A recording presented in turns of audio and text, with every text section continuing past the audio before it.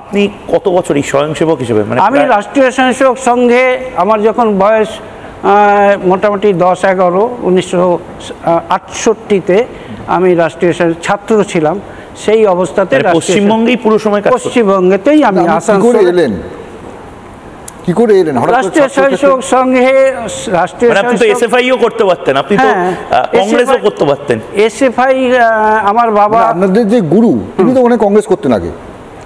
আমার বাবা উনি কংগ্রেস ছিলেন তো? কংগ্রেস করতেন, কংগ্রেস করতেন। আমার বাবা কমিউনিস্ট পার্টির সদস্য ছিলেন, বাবা চাকরি করতেন। আপনার বাবা কমিউনিস্ট ছিলেন, ছেলে আরএসএস এর?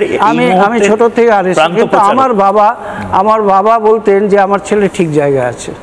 একদম প্রথম দিতে তাদের সেই পার্টির থেকে কখনো কখনো বাবাকে বলেছে তোমার ছেলে কোথায় যায়, যেটা করছে সেটা ঠিক না। তো আমার বাবা একদম দৃঢ়ভাবে বলেছে। আপনারা কোথাকার? আসানসোল? আসানসোল। আসানসোলে তো লাল ছিল, লাল মাটি, লাল পতাকা, এই জায়গায় আরএসএস করতেন বলে তো। আমি একটা কথা বলছি, মানে ওনার যেখানে বাড়ি তার থেকে ঠিক 20 মিটার বা 25 মিটার দূরে আমার বাড়ি, পাশাপাশি বাড়ি। তো ওই গোটা অঞ্চলটা লাল, গাঢ় লাল, কয়লা খনি, গাঢ় লাল, ইস্পাত এই চিত্তরঞ্জন রেল কারখানা, আর হিন্দুস্তান কেবলস, আর ইসকো। এই জায়গাটায় যে পথ করে লাল পতাকা উঠতো, তার মাঝখান থেকে ওরা লড়াই করতো, গেরুয়া পতাকা লড়াই করতো। ওই দিলীপ ঘোষ, সেও তো আপনাদের বাড়ি থেকে ওখানে গিয়ে লড়াইটা শুরু করছিল। তারপর বলুন, আমার শুরুটা বলুন। আমি যখন সঙ্গের শাখায় আসি, আমি শাখার মুখ্য শিক্ষক ছিলাম, একটা শাখার মুখ্য শিক্ষক ছিলাম। তো সেই সময় আমাকে একদিন রাস্তায় ঘিরলো কয়েকজন আমাদের সহপাঠী, আমি তখন 9-এ পড়ি। সেই সহপাঠীরা ঘিরে তারা বলছে এই এসএফআইয়ের মেম্বার হবি না? এটা ব্যক্তিগত। তা আমি বললাম তোমরা জানোই তো আমি এই শাখার মুখ্য শিক্ষক।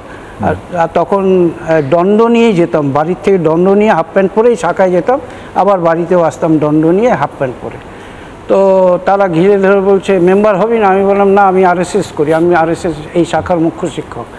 তখন আর মেম্বার হবি না? আমি বললাম না, হব না। তো তার মধ্যে একজন সিনিয়র ছিল আমাদের থেকে 2 ক্লাস উঁচুতে পড়ে, আমাদের স্কুলেই পড়ে।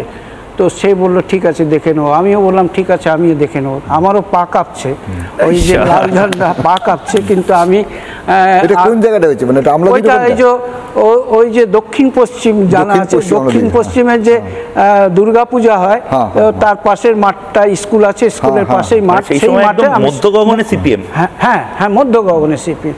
কিন্তু আমরা এইভাবেই চ্যালেঞ্জ নিয়ে কাজ করেছি। দিলীপ ঘোষ আসানসোলের জেলা প্রচারক ছিল সেই সময়। আমরা সকলেই জানি যে বামপন্থীর সেই সময় প্রতি বছর 13টা-14টা করে বন্ধ হতো, শব্দ বন্ধ হতো। বন্ধ একটা শরীরের মজ্জায় হয়ে যেত। প্রায় প্রত্যেক মাসে বন্ধ হতো, বড় বড়, প্রথমে বাংলা বন্ধ, পরে ভারত বন্ধের নামে বন্ধ হতো। চিত্তরঞ্জনে আমাদের শ্রমিক সংগঠন ভারতীয় মজদুর সংঘ, তারা ঠিক করলো যে আমরা বন্ধ করতে দেব না।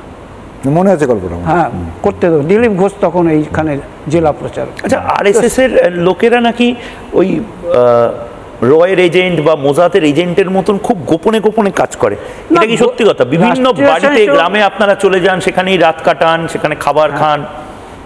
রাষ্ট্রীয় স্বয়ংসেবক সংঘ পারিবারিক সংগঠন, মানে রাষ্ট্রীয় স্বয়ংসেবক সংঘ পারিবারিক সংঘ। আমাদের সঙ্গে যাদের সম্পর্ক হয়, সঙ্গে স্বয়ংসেবক যারা হয়, সঙ্গের সদস্য যারা, সঙ্গে শুভানুধ্যায়ী হয়, তাদেরকে আমরা মনে করি তারা আমার পরিবারের অঙ্গভূত। তাই আমরা তাদের বাড়িতে যেতে সংকোচ করি না, তারাও আমাদের বাড়িতে এলে সংকোচ বোধ করি না। আমার ভাইয়ের মতন, আমার দিদির মতন, আমার বৌদি বা ঘনিষ্ঠ আত্মীয়র মতন আমার মনে হয়। তখন তাদের সঙ্গে সেই রকম ব্যবহারই করি। রাষ্ট্রীয় স্বয়ংসেবক সংঘের এই কথাটা পরম পূজনীয় শ্রী গুরুজিকে করেছিলেন একজন বিশিষ্ট, যে রাষ্ট্রীয় স্বয়ংসেবক সংঘের এই যে শক্তি উত্তরোত্তর বাড়ছে, এর স্ট্র্যাটেজিটা কি? সেই স্ট্র্যাটেজিটা উনি বললেন, রাষ্ট্রীয় স্বয়ংসেবক সংঘের কাজ হচ্ছে হার্ট টু হার্ট, মানে হৃদয়ের সঙ্গে হৃদয়ের সম্পর্ক। তো আমরা এই দিলীপ ঘোষ আমাদের এখানে এলে আমাদের বাড়িতে থাকতেন।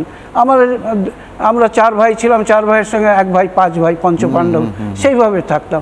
আমাদের সুখে দুঃখের সে থাকতো, আমাদের ভাবনা সে থাকতো। আমরা যা খেতাম, আমরা সামান্য নিম্ন মধ্যবিত্ত পরিবার ছিলাম। তো দিলীপ ঘোষ ছাড়াও যারা প্রচারক ছিলেন এখন অখিল ভারতীয় স্তরে অনেকে হয়েছে, তারাও মানে রাশিয়ানরা আমাদের যে ক্যামেরাড্রি বলে একটা শব্দ শিখিয়েছিল, ভ্রাতৃত্ববোধ, কমরেড, যেখান থেকে শব্দটা আসছে, মানে আপনারাও কমরেড কিন্তু রাষ্ট্রবাদী কমরেড।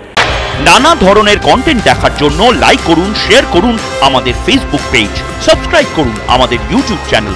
পাশাপাশি অন্যান্য ব্রেকিং নিউজের জন্য অবশ্যই চোখ রাখুন রিপাবলিক বাংলায়।